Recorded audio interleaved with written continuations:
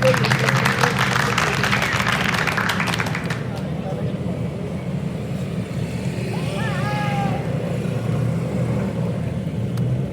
na payong. Init eh.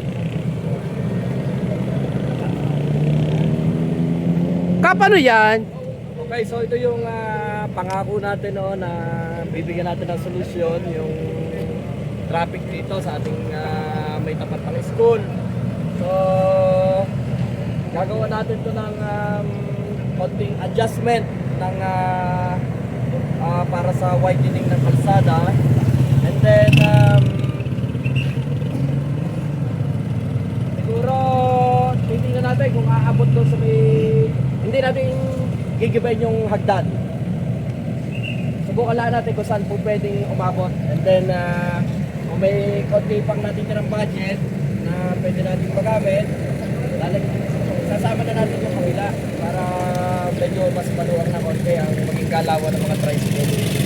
So, malaking tulong ito sa ating pagbabawas ng trapiko sa ating barangay. Tingnan natin kapag nandiyan lang, hindi natin gawin. Kahit paano yun ang kulang mga budget, hahanap na natin para lang masolusyonan yung ating problema dito sa traffic. Thank you. At syempre pa kasama din natin ang buong team ng Noise Art at pinagmamasdan nila kung ano ang mga project pa ni Kapitan at kung sakali ay sila ang magtutuloy ng mga proyektong ito hindi pa man. At samantalang sa kasalukuyan nga ay magiging silbing tulong itong ginagawang itong project ni Kapitan dito sa harap ng Balele Elementary School outside what we call this sa labas mismo ng ating Balele Elementary School ginagawa yan sa may harapan.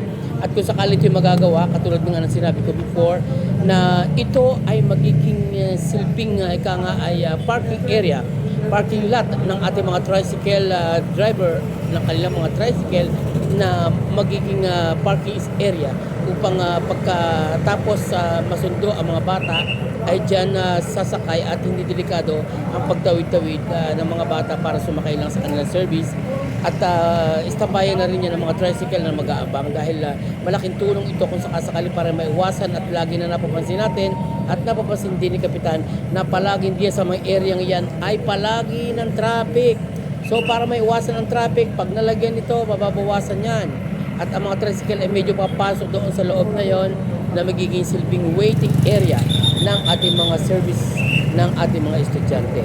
So malaking bagay ang proyektong ito na pinapagawa ni Kapitan at ito ay malaking tulong at makikita natin pagkatapos ito saka lang natin masasabi na tama nga pala naging desisyon ng ating pamahalaan sa barangay. So salamat po report this time and thank you so much for watching.